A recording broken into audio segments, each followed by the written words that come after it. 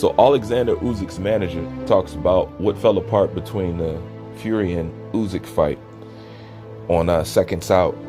And after listening to the whole thing, what I get is basically this. When Tyson Fury came up with the whole 70-30 thing,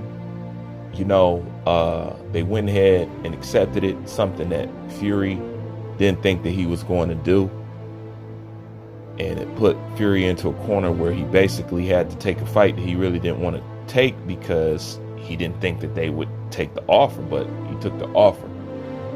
Then after that, I guess what Usyk feels more disrespect had followed, because he said that he took that 70-30 based on him donating 100 pounds or whatever to Ukraine and Ukrainian families over there in Ukraine. And it sounds like Tyson Fury totally ignored that and wasn't going to honor that. And they kind of like wrote it off a little bit. Like, okay, so you're not going to keep up your end of the deal, fine, whatever. But then it went on to go further when it came to the rematch clause, and they was talking about a 50-50. And it got to the point where Usyk was like, man, I've always been accepting of certain circumstances because, certain people was over me and whatever and whatnot. And he also goes on to talk about how Usyk is getting paid 3 times less than what he got paid for Anthony Joshua. And Usyk asked his manager, like, at what point am I going to have to stop bowing down to these guys?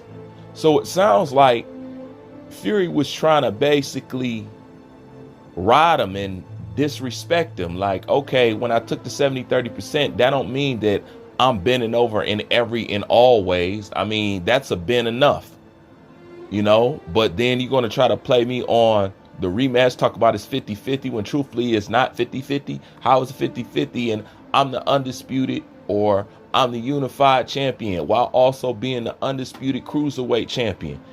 And I got to get a 50-50 with you after I beat you and become undisputed? Nah, man, that's too much. And respectfully, you can only ask Usyk to cower down only even so much, because the majority of people wouldn't done what these guys have done thus far. You can't get mad at that. So Usyk was just going to be disrespectful and make all these weird and outrageous demands and all this stuff until, it became a disrespect thing. And if you know anything about Usyk, he's big on principles and respect and fearing God and treating people right and all that other stuff. So naturally, they're not going to be down for that. When you hear Usyk and his manager talk, they're very well-mannered, polite, kind, just come across as genuine, good people with morals and, codes and stuff like that. So yeah, I would take it after a while. You just flat out just being disrespected, and man, you ain't did what I did in this sport. So I can't say that I don't understand that. I do understand that. But once again, we got to put this back on everybody. Y'all propped him up to God level after beating Deontay Wilder. Now, take y'all asses up there to that high ass pedestal that y'all put him on and bring his ass right back down here to take this damn fight. But because see, that's what he's hiding behind. You know what I'm saying? Before then, y'all wouldn't had no protection for Tyson Fury. The only thing he had to do was beat Wilder for y'all to fall in love with this guy like this. It's amazing, but you can't blame him at the end of the day. I mean, he being too disrespectful. And how are you not gonna, Mr. I'm giving $1 million away to the homeless, I'm doing this for people. He don't never want to be dealing with these charities once he bring it up. You know what I'm saying?